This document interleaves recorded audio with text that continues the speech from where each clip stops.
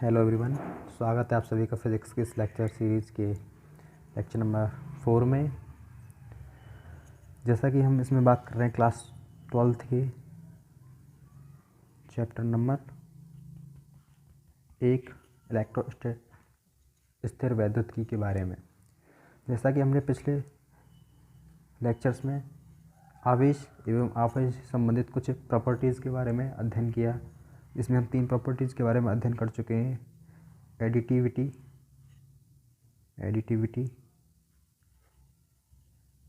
Of charge, invariance of charge and third conservation of charge के बारे में हम स्टडी कर चुके हैं। आज हम स्टडी करेंगे इसकी 4th property quantization of charge के बारे में, फिर कुछ फैक्ट्स के बारे में, फिर बात करेंगे न्यूमेरिकल सॉल्व करेंगे और फिर most important topic coulomb law के बारे में जानेंगे। तो चलिए अब शुरुआत करते हैं क्वांटाइजेशन ऑफ चार्ज, आवेश के क्वांटीकरण से।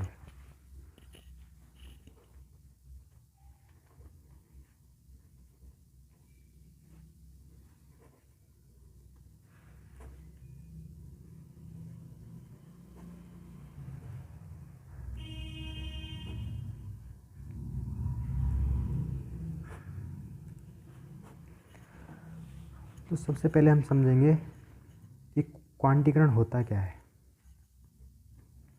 तो कोई भी फिजिकल क्वांटिटी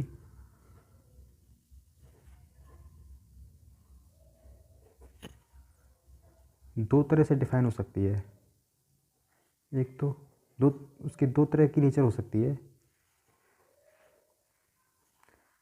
फर्स्ट सतत एंड सेकंड विविक्त। इंग्लिश में कहते हैं इनको कंटिन्यूस एंड इसको डिस्क्रीट।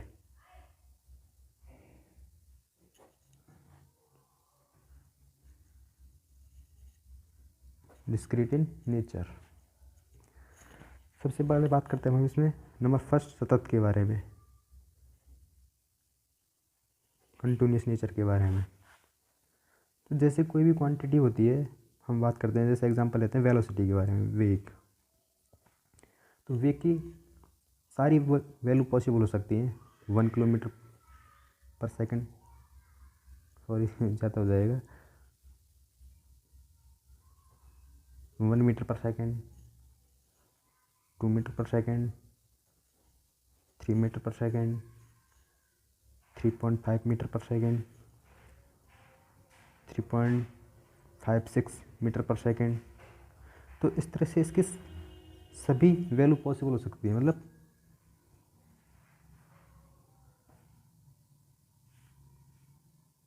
इंटीजर वैल्यू और डेसिमल वैल्यू, दोनों तरह की वैल्यू पॉसिबल हो सकती है।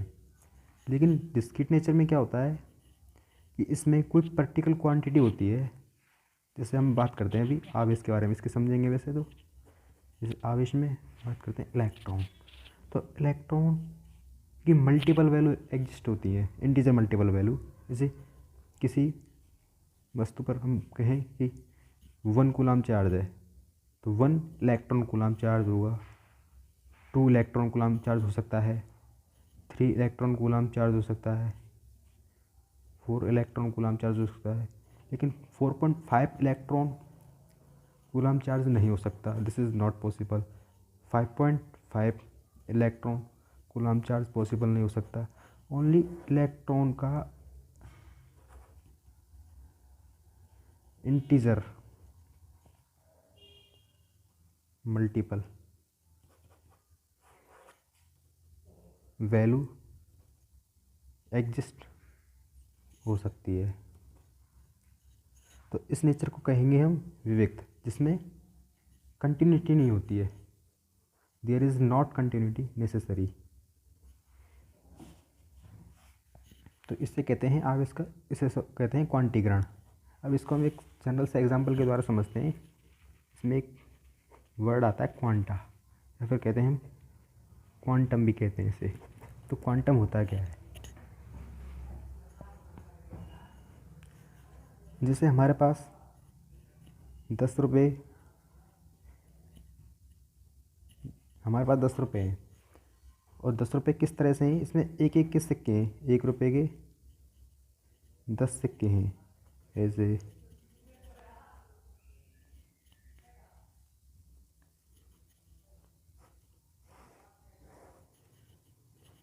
इसमें कोई भी सिक्का 2 रुपये का नहीं है, सभी सिक्के 1 रुपये के। अब हमें किसी को 5 रुपये देने हैं, कितने देने? 5 रुपये देने। तो हम इसको किस तरह से दे सकते हैं? 1 1 रुपये के 5 सिक्के देने होंगे उसको, तभी तो 5 रुपये दे पाएंगे हम। तो मिनिमम कितना सिक्का दे सकते हैं, कितने क्वांटिटी का सिक्का दे सकते हैं, कितनी वैल्यू का सिक्का दे सकते हैं? एक। मिनिमम पॉसिबल वैल्यू कितनी है सिक्के की? 1। तो this quantity is known as quanta of physical quantity.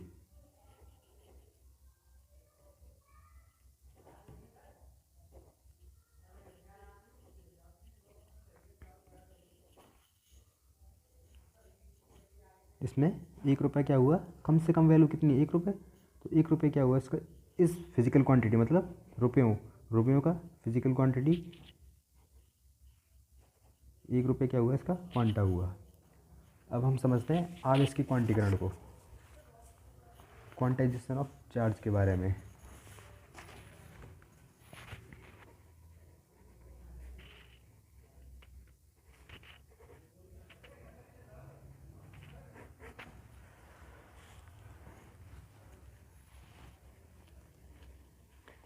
जब किसी क्वांटिटी का, फिजिकल क्वांटिटी का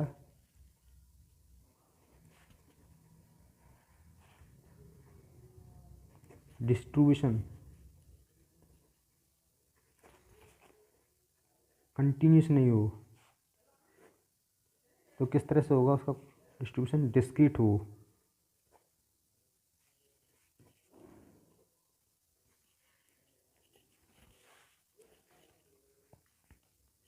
तो इस प्रोसेस को हम कहते हैं क्वांटाइजेशन। मतलब किसी भी भौतिक राशि का वितरण सतत ना होकर विविक्त प्रकृति का हो, तो इस प्रोसेस को क्या कहेंगे हम? क्वांटाइजेशन, क्वांटीकरण कहते हैं। और उस फिजिकल क्वांटिटी को कहते हैं हम क्वांटम नेचर। किस तरह का बिहेवियर शो करती है? Quantum nature behaviour.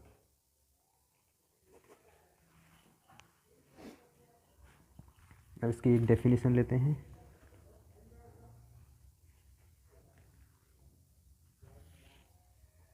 वह न्यूनतम मान जिसे,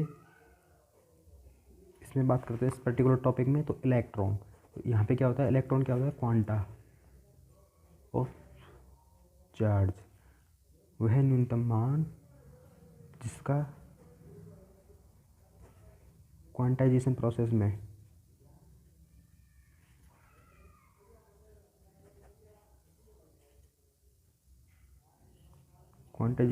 में आदान प्रदान मतलब डिस्ट्रीब्यूशन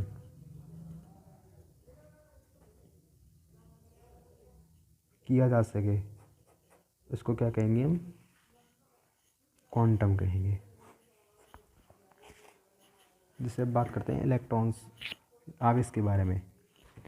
तो आवेश का क्वांटा क्या होता है? इलेक्ट्रॉन, जिसकी वैल्यू, जिस पर चार्ज कितना होता है? 1.602 इंटू 10⁻⁻90 कूलाम। इलेक्ट्रॉन पर इतना आवेश होता है।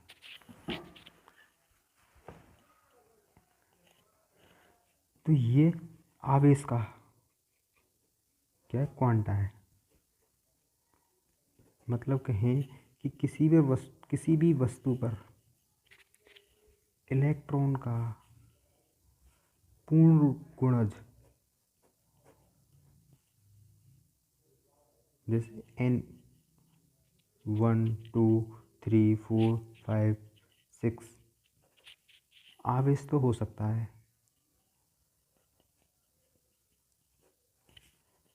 लेकिन 1.2 electron, 1.3 electron, 5.4 electron does not exist.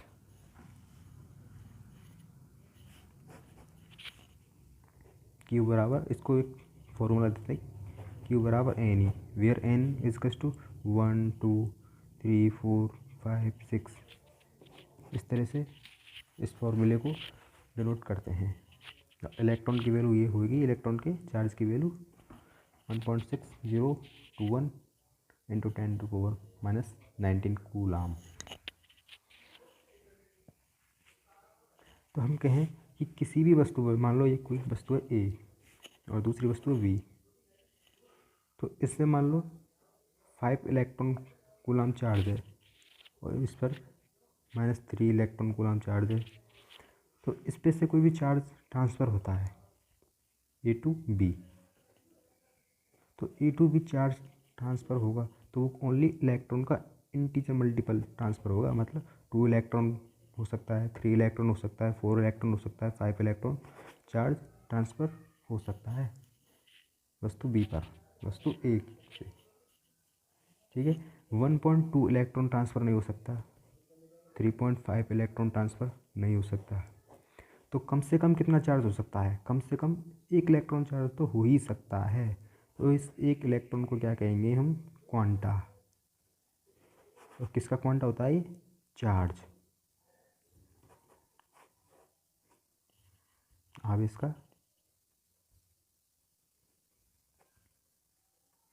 Quanta क्या होता है? इलेक्ट्रॉन। कभी कभी एग्जाम में से पूछ लेते हैं 1 नंबर में। और इसका एक्सपेरिमेंटल वेरिफिकेशन दिया था साइंटिस्ट मिलिकन नामक साइंटिस्ट ने इसका ऑयल ड्रॉप एक्सपेरिमेंट के थ्रू इसको वेरीफाइड किया था। इसको quantization of charge fourth property के बारे में मिलिकन नामक साइंटिस्ट ने ऑयल ड्रॉप एक्सपेरिमेंट से वेरीफाई किया था।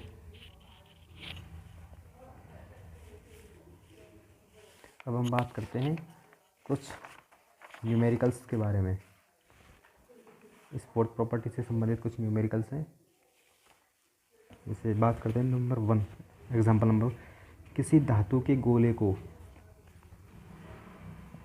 1 कूलाम आवेश से धनावेशित करने में उससे कितने इलेक्ट्रॉन निष्कासित करने होंगे? क्योंकि हमने फॉर्मूला पढ़ा था अभी, किसी वस्तु पर कितना आवेश हो सकता है? Q बराबर NE कूलाम। तो हमें कितने, मतलब नंबर ऑफ इलेक्ट्रॉन्स इसको पूछा है, नंबर ऑफ इलेक्ट्रॉन्स को पूछा है, कितने इलेक्ट्रॉन निष्कासित करने होंगे। तो Q कितना है? किसी वस्तु पर आवेश कितना है? 1 कूलाम। और N और इलेक्ट्रॉन की वैल्यू कितनी होती है? 1.6 इंटू 10⁻⁻90 1.6021 इंटू 10⁻⁻90 कूलाम को हम जनरली 1.6 ही लिख देते हैं न्यूमेरिकल्स में। तो एन की वैल्यू कितनी हो जाएगी? 1.6 इंटू 10⁻⁻19।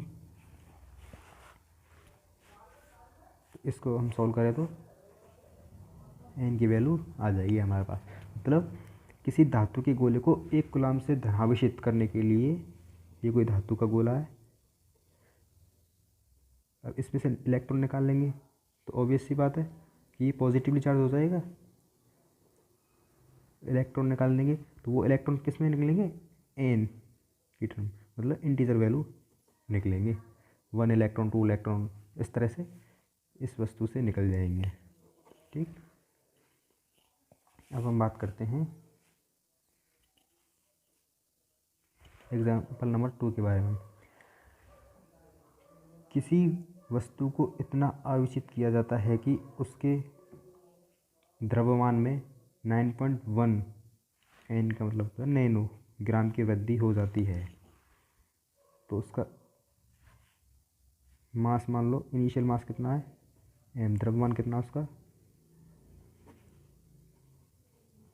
एम है, और उसमें वृद्धि कितनी हो रही है 9.1 नैनो ग्राम। मतलब डेल्टा एम से डिनोट कर देता हूँ इस वृद्धि को, 9.1 नैनो ग्राम। इसको 10⁻1 ग्राम इजकस टू 10⁻³ किलोग्राम। तो इसको किलोग्राम की टर्म में लिखते हैं, 10⁻³ किलोग्राम। तो 9.1 इंटू 10⁻12 किलोग्राम। तो उसके मास में इतनी वृद्धि होती है, 9.1 इंटू 10⁻12 किलोग्राम की वृद्धि होती है। अब इसके पहले क्वेश्चन पे बात करते हैं, कितने इलेक्ट्रॉन वस्तु को दिए गए।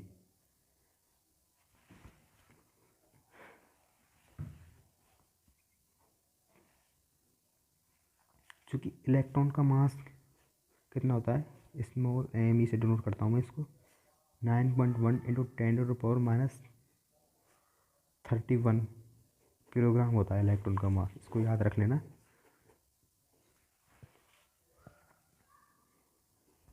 अब कह रहा है कि कितना आवेशित किया जाएगा। आवेशित होगा तो मतलब इलेक्ट्रॉन का इंटीजर मल्टीपल ही होगा भाई। एक वस्तु को इलेक्ट्रॉन से आवेशित कर रहे हैं तो वो आवेश क्या होगा, इलेक्ट्रॉन या तो 2 3 4 इस तरह से दिया जाएगा उस वस्तु को, तभी तो वो इलेक्ट्रॉन से आवेशित होगी। तो इलेक्ट्रॉन का मास कितना हो गया इतना, तो उसमें मास में वृद्धि कितनी हो जाएगी, डेल्टा एम बराबर एन, और इलेक्ट्रॉन दे रहे हैं तो इलेक्ट्रॉन का मास एम ई। तो डेल्टा एम की वैल्यू कितनी है 9.1 into 10⁻12 is equal to N. N हमको निकालना कितने इलेक्ट्रॉन दिए जाएं, और एम ई कितना है 9.1 इंटू 10⁻31। तो N is equal to 9.1 into 10⁻12 upon 9.1 into 10⁻31। इसे कट जाएगा, कितने होंगे, ये ऊपर जाएगा समथिंग 10⁻19 इलेक्ट्रॉन।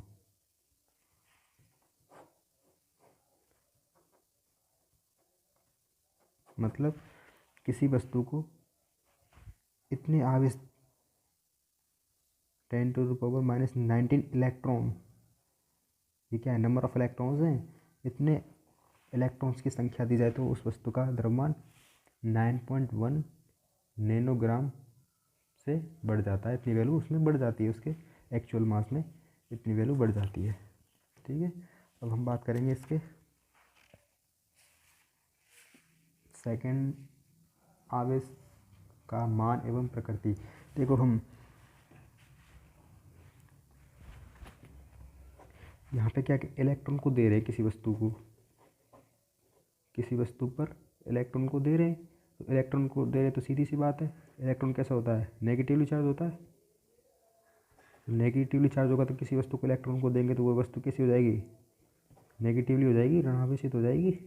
बस दूसरे क्वेश्चन का आंसर क्या होगा, प्रकृति कैसी होगी, नेगेटिव। और मान, आवेश का मान क्या होगा, इस फॉर्मूले से निकाल लेंगे, क्यू बराबर एन ई। एन की वैल्यू आएगी अभी हमारे पास 10⁻90, और इलेक्ट्रॉन की वैल्यू 1.6 इंटू 10⁻90, 1.6 ये कट जाएंगे तो 1.6 कूलाम। इतना आवेश उस वस्तु को देना होगा जिससे कि उसके मान में, उसके द्रव्यमान के मान में 9.1 नैनोग्राम की वृद्धि हो जाएगी। ठीक, अब हम बात करते हैं एग्जाम्पल नंबर 3 के बारे में।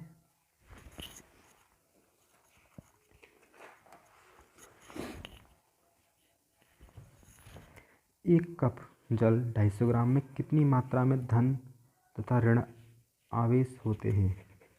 धन और ऋण आवेश दोनों को ही पूछा है।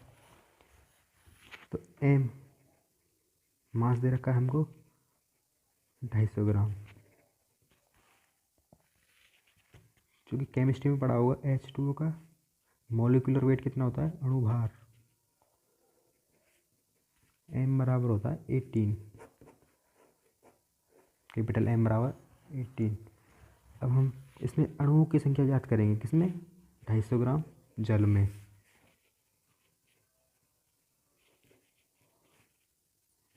अणुओं की संख्या ज्ञात करेंगे, फिर वहाँ से प्रोटॉन और इलेक्ट्रॉन्स की संख्या निकालेंगे। तो इसका फॉर्मूला होता है कैपिटल एन बराबर अणुओं की संख्या, कैपिटल एन बराबर small M upon capital M into N A, where N is Avogadro number. Chemistry में पढ़ा होगा, इसकी वैल्यू होती है 6.023 इंटू 10⁻23, मतलब एक मोल में उपस्थित अणुओं की संख्या क्या होती है, अवोगाद्रो नंबर होती है। तो कैपिटल एन मतलब 250 ग्राम जल में उपस्थित अणुओं की संख्या कितनी होगी, कैपिटल एन इजकल्स टू 250 अपॉन 18 इंटू 6.023 इंटू 10⁻23। ये क्या हो गई, 250 ग्राम जल में उपस्थित अणुओं की संख्या हो गई। अब हम जानते हैं कि जल का फॉर्मूला, वाटर का फॉर्मूला क्या होता है, H2O। इसमें दो हाइड्रोजन और एक ऑक्सीजन होता है। तो इसमें टोटल प्रोटॉन और इलेक्ट्रॉन को देखते हैं। ऑक्सीजन में 8 तो प्रोटॉन होते हैं और इसमें एक हाइड्रोजन में एक प्रोटॉन होता है, तो दो में कितने हो जाएंगे, 2 प्रोटॉन, तो मतलब 10 प्रोटॉन। और इसमें ऐसे ही 2 इलेक्ट्रॉन और 8 इलेक्ट्रॉन, मतलब 10 इलेक्ट्रॉन। तो 10 तो हो गए प्रोटॉन और 10 हो गए इलेक्ट्रॉन। अब क्वेश्चन में क्या पूछा है, धन तथा ऋणावेश कितने होते हैं। तो Q बराबर फॉर्मूला लगाते हैं, Q बराबर कैपिटल एन। अब एन इस वजह से आया है क्योंकि 250 ग्राम जल में पूछा है अणुओं की संख्या, और एक अणु में कितना होते हैं, 10 प्रोटॉन 10 इलेक्ट्रॉन। एक अणु में किसके में, H2O के में। तो एन मतलब 250 ग्राम जल में अणुओं की संख्या into 10 electron, number of charge electrons. ये कितना होगा, 250 इंटू 250 अपॉन 18 into 6.023 into 10⁻23 into 10 into 1.6 into 10⁻⁻19। इसको अगर हम इसको सॉल्व करेंगे तो यहाँ से जल के 250 ग्राम जल में उपस्थित धन एवं ऋण आवेश की वैल्यू ज्ञात कर सकते हैं इससे। अब हम नेक्स्ट लेक्चर में कूलॉम्स लॉ के बारे में बात करेंगे। धन्यवाद।